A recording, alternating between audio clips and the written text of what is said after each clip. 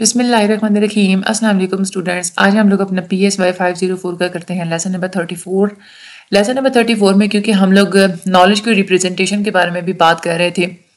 अच्छा, यहाँ पे सबसे पहले हम लोग थोड़ी ना कैटेगरीज के बारे में बात करते हैं। तो कुछ हम लोगों ने कैटेगरीज के बारे में थोड़ा पिछले लेक्चर में हम लोगों ने स्टडी किया था कि कैटेगरी का मतलब होता है सारे ऑब्जेक्ट्स का वो ग्रुप जिन ऑब्जेक्ट्स के आपस में इसेंशियल फीचर्स आपस में सेम होते हैं। अच्छे कैटेगराइजेशन के क्या बेनिफिट्स होते हैं? कैटेगराइजेशन की मदद से आपके एनवायरनमेंट की कम्प्लेक्सिटी थोड़ी कम हो जाती है। अगर हम लोग कैटेगरीज ना बनाए ना तो आप लोगों को हर चीज़ को अलग अलग एक्सप्लेन करना पड़े, उसको जो है ना वो पहचानने के लिए मुख्तलिफ किस्म के पैटर्न्स को आपको इस्तेमाल करना पड़े, तो इस तरीके से बहुत ज़्यादा कम्प्लेक्स चीज़ें हो जाती हैं। जैसे हम लोग कलर्स की बात करते हैं ना, तो वैसे तो कैटेगरीज के हिसाब से कलर्स जो होते हैं बुनियादी कलर्स तो 7 ही होते हैं, लेकिन हर कलर की जैसे रेड है ना वो एक कैटेगरी है। रेड के अंदर मुख्तलिफ किस्म के रेड कलर की कैटेगरीज पाई जाती हैं, सब कैटेगरीज मुख्तलिफ किस्म के रेड कलर होते हैं। तो अगर कैटेगरीज ना होती तो हमें कलर्स के लिए भी पता नहीं, वैसे कहा जाता है कि कलर जो है ना हमारी दुनिया में 7 मिलियन कलर्स एग्जिस्ट करते हैं, लेकिन हमें सिर्फ 7 कलर्स का पता होता है। ठीक है, इसी तरह ये हम लोग ऑलमोस्ट तकरीबन कोई लाखों के हिसाब से जो कलर्स होते हैं उनको हम लोग एक ही कैटेगरी के अंदर डाल देते हैं। वैसे जो है ना वो कलर्स की मुख्तलिफ किस्म की कैटेगरीज होती हैं। अब ग्रीन कलर जो है होता है इसका मुख्तलिफ किस्म के शेड होता है। एक पैरेट ग्रीन होता है जो दरख्त के पत्तों का जो ग्रीन कलर होता है वो और होता है। इसी तरह से सी ग्रीन एक होता है। तो ग्रीन कलर की भी आगे से मुख्तलिफ टाइप्स होती हैं। तो हम लोग करते क्या है, सारे के सारे ग्रीन कलर की टाइप्स को हम लोग सिर्फ एक ग्रीन की कैटेगरी के अंदर डाल देते हैं। इससे हमारा जो है ना वो पहचानना हमें आसान हो जाता है। इसी तरह से रेड कलर्स की भी मुख्तलिफ किस्म के शेड होते हैं, ब्लड कलर होता है, रोज कलर होता है। इस तरीके से कैटेगराइजेशन का मतलब ही यही होता है कि हम लोग कैटेगराइजेशन के जो है ना मदद से हम लोग चीज़ों को अच्छे तरीके से आइडेंटिफाई कर सकते हैं। जैसे हम लोग पैटर्न रिकग्निशन की बात करते हैं कि जो चीज़ें आपस में उनका पैटर्न सेम होता है उसको हम लोग किसी न किसी एक कैटेगरी के अंदर डाल देते हैं। जैसे अब कुत्ता एक कैटेगरी है, उसके अंदर मुख्तलिफ किस्म के डॉग्स उसके अंदर मौजूद होते हैं। इवन के कोई खास किस्म की ऑब्जेक्ट अगर आप लोगों ने पहले कभी नहीं भी देखी हुई होती लेकिन फिर भी आप लोग उसको पहचान जाते हैं। क्यों पहचान जाते हैं? क्योंकि उसकी कुछ कैरेक्टरिस्टिक्स की बुनियाद पे आप लोग उसको किसी न किसी कैटेगरी के अंदर डाल देते हैं। कैटेगराइजेशन की वजह से कांस्टेंट लर्निंग भी आप लोगों की जो कांस्टेंट लर्निंग की जो एक ज़रूरत होती है ना वो भी कम हो जाती है। वरना अगर कैटेगरीज ना हो तो आप लोगों को मुख्तलिफ चीज़ें याद करनी पड़ेंगी। अगर आप लोगों ने सीखा ना हो, यानी कि आप अपने कैटेगरी ना होती किसी डॉग की, तो हर डॉग के लिए एक अलग अलग हमें एक डेफिनेशन रखनी पड़ती। तो यही वजह है कि आप लोग कोई नया कुत्ता देखते हैं ना तो आप लोगों को नए सिरे से कोई लर्निंग नहीं करनी पड़ती, बल्कि आप लोग उसको एक कैटेगरी के अंदर डाल देते हैं। भाई ये एक ऐसा जानवर है जो कि काट सकता है और ये भौंकता है तो बस ये कुत्ता है। ठीक है, इसमें आप लोगों को हर सिंगल ऑब्जेक्ट के बारे में लर्निंग करने की भी जरूरत नहीं होती, क्योंकि आप लोग ऑलरेडी एक चीज के बारे में आप लोग स्टडी कर चुके होते हैं, कुछ फीचर्स को, और उसी फीचर्स के बिना पे आप लोग चीजों को कैटेगराइजेशन आप लोग कर रहे होते हैं। कैटेगराइजेशन से ये भी आप लोगों को हेल्प होती है कि आप लोग कुछ अप्रोप्रिएट एक्शंस भी, अप्रोप्रिएट काम भी, माकूल किस्म के आप लोग काम भी कर सकते हैं। क्योंकि हम लोग चीज़ों को कैटेगराइज करते हैं, इस वजह से उनको याद करना और याद रखना ये हमारे लिए बहुत ही आसान हो जाता है। फॉर एग्जांपल हम लोग चीज़ों के बारे में ये जान जाते हैं कि ये चीज़ अच्छी है, बुरी है, जहरीली नहीं है। अगर आप लोग किसी कुत्ते के सामने जाएंगे, अब वो कुत्ता किस किस्म का कुत्ता है, हिफाजत करने वाला कुत्ता है या जंगली कुत्ता है या घर में पालने वाला कुत्ता है, उसके मुताबिक ही आप कोई ना कोई आप लोग एक्शन लेंगे, उसके मुताबिक आप कोई ना कोई आप लोग रिस्पॉन्स लेंगे। तो इस तरीके से होता है ना कि कैटेगरीज की बुनियाद पे आप लोग अप्रोप्रिएट आप लोग एक्शन लेते हैं। दूसरी बात है कि कैटेगरीज आप लोगों को ये भी हेल्प आउट करती हैं कि आप लोग चीज़ों को एक ऑर्डर की फॉर्म में भी रख सकते हैं। एक आप उनका ना आपस में एक रिलेशनशिप भी आप लोग एक बना सकते हैं, उनको आपस में आप लोग रिलेट कर सकते हैं।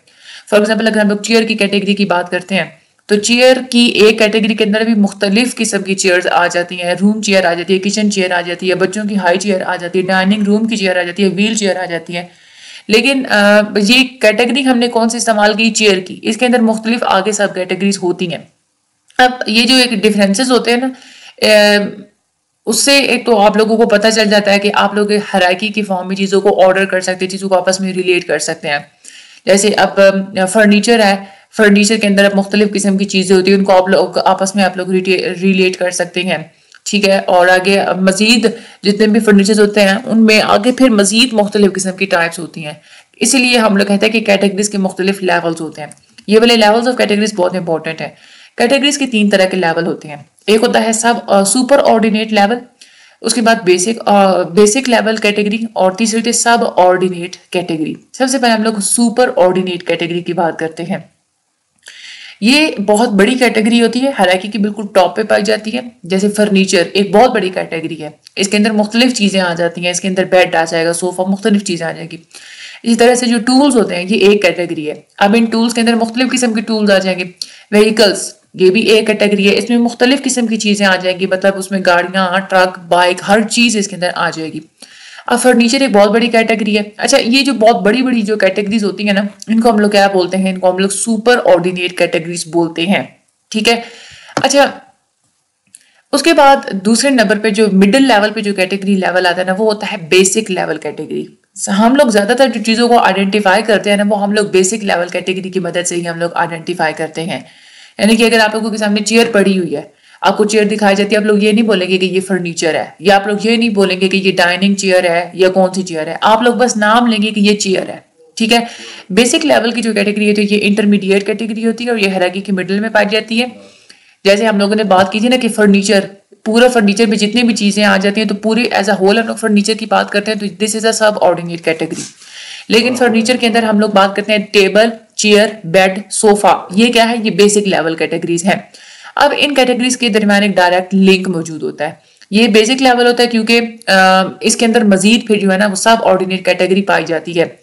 अच्छा, उसके बाद एक और जो तीसरी कैटेगरी होती है वो थी सब ऑर्डिनेट कैटेगरी। ये हायरार्की के बिल्कुल टॉप पे पाई जाती है और ये सबसे ज्यादा स्मॉल कैटेगरी होती है। ठीक है। इसमें फॉर एग्जांपल मैंने आपको एग्जांपल दी फर्नीचर की, फर्नीचर का सब ऑर्डिनेट कैटेगरी है। उसके बाद हम लोग बात करते हैं फर्नीचर के अंदर मौजूद चेयर की। चेयर क्या है? बेसिक लेवल कैटेगरी है। अब चेयर्स की डिफरेंट टाइप्स होती हैं, डाइनिंग चेयर, व्हील चेयर। ये जो डाइनिंग चेयर, व्हील चेयर, जो मजीद जो सब टाइप्स है ना, ये कौन से होते हैं? ये सब ऑर्डिनेट कैटेगरी होती हैं।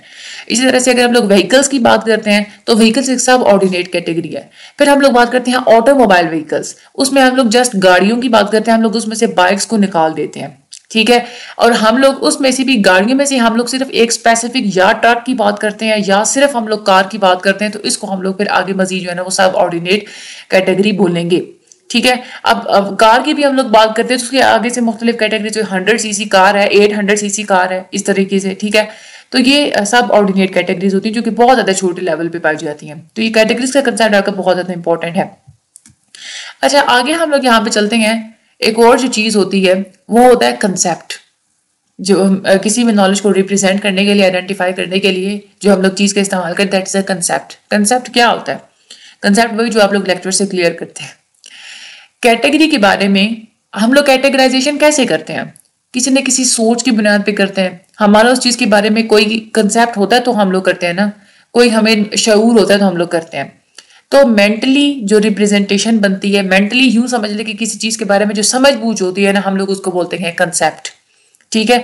अब हम लोग क्या करते हैं कि हर चीज के अंदर पाए जाने वाले कुछ जो इसेंशियल फीचर्स वगैरह होते हैं ना, उसकी बुनियाद पे कुछ हम लोग कानून बना लेते हैं, रूल्स बना लेते हैं। तो वो जो हम लोगों ने रूल्स बनाए होते हैं ना चीज को आइडेंटिफाई करने के लिए, वही असल में हमारे कंसेप्ट होते हैं।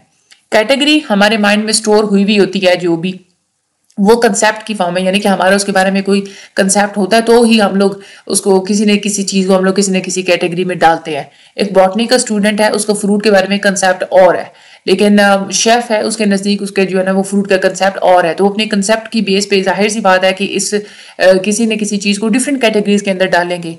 यही एक वजह होती है कि जो कैटेगरी होती है ना, हम लोग अपने कंसेप्ट के हिसाब से डिफरेंट हम लोग उसको जो है ना वो बनाते हैं। मुख्तलिफ किस्म के लोग फ्रूट को डिफरेंट तरीके से उसको डिफाइन करेंगे कि दोनों का कंसेप्ट जो है ना वो डिफरेंट है। हम लोग कह सकते हैं कि जो कंसेप्ट होते हैं ना, ये इंटरनल रिप्रेजेंटेशन होती है कैटेगरीज की। ये आप लोगों के हैंडआउट में ये प्रॉब्लम थी, यहाँ पे इन्होंने गलत लिखा था कि categories are internal representation of categories. This is false. Concepts are internal representation of categories. की कैटेगरीज को ही हम लोग रिप्रेजेंट करने के लिए कंसेप्ट का इस्तेमाल करते हैं। और ये हम लोग कैसे बनाते हैं? ये सेम वही बात है कि जो किसी चीज़ के अंदर पाए जाने वाले जो नेसेसरी और जो उसके सफिशिएंट फीचर्स होते हैं उनके मुताबिक हम लोग रूल्स बना लेते हैं और उसी रूल्स को फिर हम लोग कंसेप्ट बोलते हैं। जैसे अगर हम लोग फर्नीचर की बात करते हैं, फर्नीचर का आप लोग कैसे कंसेप्ट बनाएंगे? फर्नीचर को अगर आप लोग इस तरीके से डिफाइन करते हैं ना कि बिल्डिंग के वो चीज़ें जो कि मूवेबल होती हैं वो फर्नीचर है, तो ये कोई प्रॉपर डेफिनेशन नहीं है, ये कोई प्रॉपर कंसेप्ट नहीं है। इसकी बेस पे तो आप लोग फर्नीचर की कैटेगरी के अंदर खिलौने भी डाल देंगे, क्योंकि बच्चों के टॉयज भी तो होते हैं ना, वो भी तो मूवेबल ही होते हैं। ठीक है। इसी तरह से अगर आप लोग बात करते हैं, फिर आप लोग ये कहते हैं कि फर्नीचर को आप लोग इस तरीके से कंसेप्ट बनाते हैं कि ये फर्नीचर एक ऐसी चीज होती है कि जो कि लकड़ी से बना हुआ होता है। लेकिन इसमें भी तो प्रॉब्लम है। अब बहुत सारे सोफे ऐसे होते हैं, बहुत सारे ऐसे टेबल वगैरह होते हैं जो कि मेटल से बने हुए होते हैं, ठीक है। अब इस बेस पे भी तो नहीं ना आप लोग उस चीज़ को डिफाइन कर सकते। इसी तरह से अगर देखा जाए लैंप, लाइट्स वगैरह, ये सारी और भी बहुत सारी चीज़ें होती है जो कि मूवेबल चीज़ें होती हैं। तो इस तरीके से तो अगर देखा जाए तो हम लोग मुख्तलिफ किस्म की चीज़ों को हम लोग एक चीज़ के अंदर डाल देते हैं, ठीक है। तो कंसेप्ट हमारे जो है ना वो सॉलिड होने चाहिए। हम लोग कैटेगरीज के अंदर ऐसी नहीं किसी ने किसी एक चीज को उठा के किसी भी चीज को हम लोग उठा के हम लोग उसके ना अंदर डाल देते हैं। हमारा जो एक कंसेप्ट होता है वो हम लोग हर चीज के अंदर पाए जाने वाले कुछ मखसूस ऐसे फीचर्स जो कि दूसरी चीजों में ना पाए जाते हों उसके बारे में उसकी बेस में हम लोग कंसेप्ट बनाते हैं। तो जब हमारे कंसेप्ट बन जाते हैं तो फिर हम लोग ऐसे नहीं करते कि कोई भी चीज उठा के किसी भी कैटेगरी के अंदर डाल दिया जाए। जैसे साइंस के स्टूडेंट्स हैं, वो टोमेटो को, ब्रिंजल के बारे में उनकी एक एग्जैक्ट उनका एक कंसेप्ट होगा माइंड में, ठीक है। तो हर बंदा जो होता है ना उसे अपने माइंड में थोड़े अलग ही उसने कंसेप्ट बनाए हुए होते हैं। यहाँ पर उन्होंने एक मेंटल एक्सपेरिमेंट करवाया। वो कहते हैं कि अगर आप लोग अपनी आइज को क्लोज करें और अगर आप लोगों के सामने कोई नाम लेता है फर्नीचर का, तो आप लोगों के माइंड में क्या आएगा उसको आप लोग अपने पेज पे लिख लें। फिर आप लोग आइज को क्लोज करें, आपके सामने कोई नाम लेता है चेयर का, आप लोगों के माइंड में क्या आएगा वो भी आप लोग अपने माइंड में अपने पेज के ऊपर लिख लें। अब आप लोगों ने वो जो पेज के ऊपर जो लिखा, मतलब आपको आपके माइंड में क्या आया था जब आप लोगों ने आइज को क्लोज किया, तो आपके माइंड में क्या आया था जब चेयर का नाम लिया। आपके माइंड में क्या चेयर की कोई डेफिनेशन आई थी या चेयर का कोई एक्चुअल इमेज आया था जो कि किसी पर्टिकुलर प्लेस पे पड़ा हुआ था। तो क्या आया था आपके माइंड में? जाहिर सी बात है कि एक्चुअल इमेज आया था ना। तो इमेज हमारे माइंड में आता है तो उसकी बेस पे हम लोग उसको डिफाइन करते हैं, ठीक है। तो ये भी एक चीज है कि हम लोग चीजों की जो कैटेगराइजेशन करते हैं ना वो हम लोग उसकी इमेजेस की बुनियाद पे भी तो हम लोग उसको किसी न किसी कैटेगरी के अंदर डालते हैं। एक यहाँ पे कंसेप्ट इस्तेमाल हुआ प्रोटोटाइप्स का। प्रोटो का मतलब होता है इसेंशियल्स या बेसिक्स, ये आप लोगों के एमसीक्यूज में आता है। अच्छा, इसमें क्या होता है कि जब हम लोग नई चीजें बनाते हैं ना तो सबसे पहले हम लोग उसका एक प्रोटो बनाते हैं। प्रोटो होता है कि किसी भी चीज का एक रफ सा स्ट्रक्चर हम लोग बनाते हैं, उसको हम लोग बाद में रिफाइन करते हैं। तो एक यूं समझ लें कि किसी चीज का पहले हम लोग ना रफ सा ढांचा बना लेते हैं, ठीक है। तो अब वो जो एक प्रोटो होता है ना वो ऐसा होता है कि वो नई चीजों को एक ब्रीफ से अंदाज में एक्सप्लेन करके बता सकता है। प्रोटो को देख के हम लोग अंदाजा लगा सकते हैं कि ये कौन सी चीज बन रही है। ज्यादातर जो आम तौर पे जो फीचर्स पाए जाते हैं ना किसी भी चीज के अंदर, वो होते हैं एवरेज फीचर्स। एवरेज फीचर्स वो होते हैं जो कि मुख्तलिफ किस्म की चीजों के अंदर सेम फीचर्स पाए जाते हैं, ठीक है। जैसे अब परिंदा है ना, तो हर परिंदे की चोंच होती है, तो चोंच क्या है, ये एक एवरेज फीचर है, ठीक है।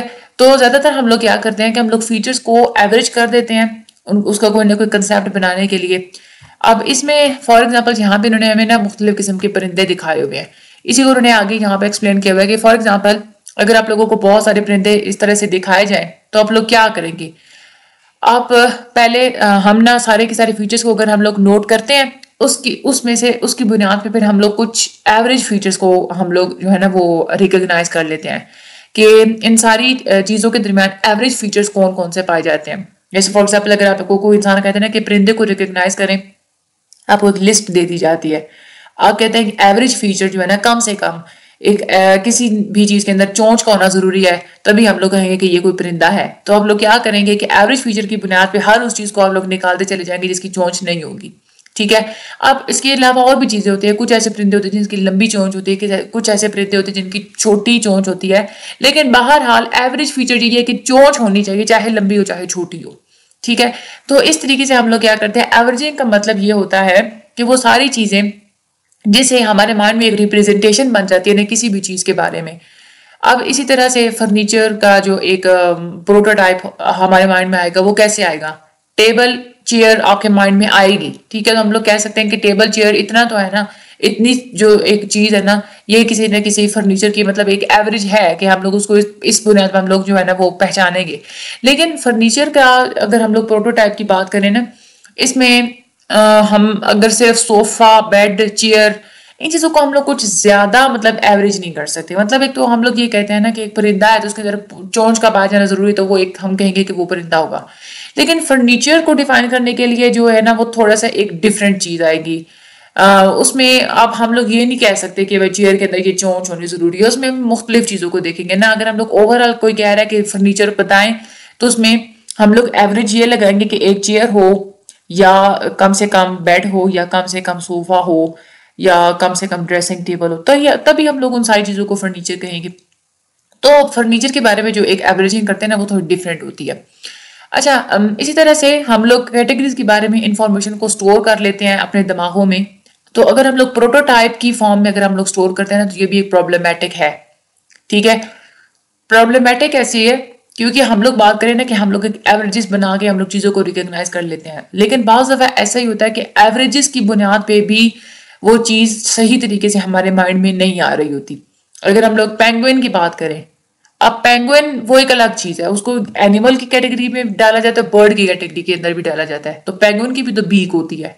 ठीक है, इसी तरह से अगर देखा जाए तो जो डॉल्फिन फिश होती है, बीक जो चोंच है वो तो उसकी भी थोड़ी सी आगे से होती है ना, चोंच उसकी भी थोड़ी किसी न किसी हद तक वो होती है। तो प्रोटोटाइप की बेस पे ही हम लोग सिर्फ बर्ड्स को हम लोग या किसी भी चीज़ को हम लोग कैटेगराइज नहीं कर सकते। अच्छा, इसमें हमें किसी न प्रॉपर चीज़ को ढूंढना ज़रूरी होता है। कोई ना कोई प्रॉपर चीज़ हमें मिल जाएगी ना, तो फिर हम लोग इजीली उसको किसी न किसी एक कैटेगरी में डाल लेंगे। अब यहाँ पे वो हमें कंसेप्ट देते हैं एग्जाम्पलर्स का। ये यानी कि हम लोग क्या करते हैं कि कंसेप्ट्स को एग्जाम्पलर्स की मदद से रिप्रेजेंट करते हैं। यानी कि अगर हम लोग पहले आइज को क्लोज करते हैं ना, तो हम लोग किसी परिंदे के बारे में सोचेंगे। अब ज्यादातर हमारे आम तौर पे जो परिंदा हमारे माइंड में आएगा वो क्या होगा, स्पैरो आएगा, यानी कि चिड़िया ही आती है ज्यादातर हमारे माइंड में। ठीक है, इस तरह से अगर हम लोग फर्नीचर के बारे में देखें, फर्नीचर के बारे में अगर हम लोग आइज को क्लोज करें, तो हमारे माइंड में जो एक पिक्चर आएगी वो यही आएगी कि हमारे घर के अंदर जो मौजूद है सोफा चेयर टेबल वगैरह किसी स्पेसिफिक जगह पे पड़े हुए, वही हमारे माइंड के अंदर आएंगे। तो जब हम लोग ये जो एक आंखें बंद करते हैं तो एक इमेज हमारे माइंड के सामने आता है ना, इसको हम लोग बोलते हैं एग्जाम्पलर्स। अब क्योंकि आप लोग आंखें बंद करते हैं तो चिड़िया आप लोगों के सामने आ गई, तो अब आप लोगों के ना माइंड में एक इमेज आ गया, भाई ये इस तरह की जो चीज होती है ये एक परिंदा होता है। फिर आप लोग इसी बुनियाद पे आप लोग चीजों को कंपेयर करते जाएंगे, आप लोग उसको परिंदों की कैटेगरी के अंदर डालते चले जाएंगे। ठीक है, अच्छा यहाँ पे आप इन्होंने यही बताया हुआ कि ये जहाँ पे जो पिक्चर दिखाई हुई है ना, ये कोई एवरेज बर्ड नहीं है, ये कि पूरे पूरे का पूरा एक एक्चुअल बर्ड है। ठीक है, तो इसीलिए यही चीज है कि हमारा जो माइंड होता है ना, वो हमेशा एक्चुअल पिक्चर को देखते हैं। जब भी हम लोग आंखें क्लोज करेंगे ना, तो आप लोगों को पूरा के पूरा परिंदा नजर आएगा, एक्चुअल बर्ड नजर आएगा, कोई एवरेज बर्ड नजर नहीं आएगा। कोई उसका कोई सिर्फ कोई ढांचा नहीं नजर आएगा कि मतलब बस इस तरह की कोई चीज होती है तो ये कोई परिंदा होता है, इस तरीके से नहीं होगा। कोई ना कोई परिंदा एक्चुअल में आपके माइंड के अंदर आएगा, जिसको हम लोग बोलते हैं एग्जाम्पलर्स। अगला जो हमारा लेक्चर होगा ना, उसमें हम लोग मजीद इसके बारे में लोग बात करेंगे, प्रोटोटाइप्स के बारे में, एक्सपेरिमेंट्स वगैरह को भी हम लोग डिस्कस करेंगे। आज में इतना ही था इसका लेक्चर, इसको आप लोग एक दो दफ़ा रीड कर लीजिएगा। बाकी डिस्कॉर्ड पे ज्वाइन लाजमी कीजिएगा। मुझे अपनी दुआ में याद रखिएगा, वीडियो को शेयर लाजमी कीजिएगा। Thank you so much and अल्लाह हाफिज़।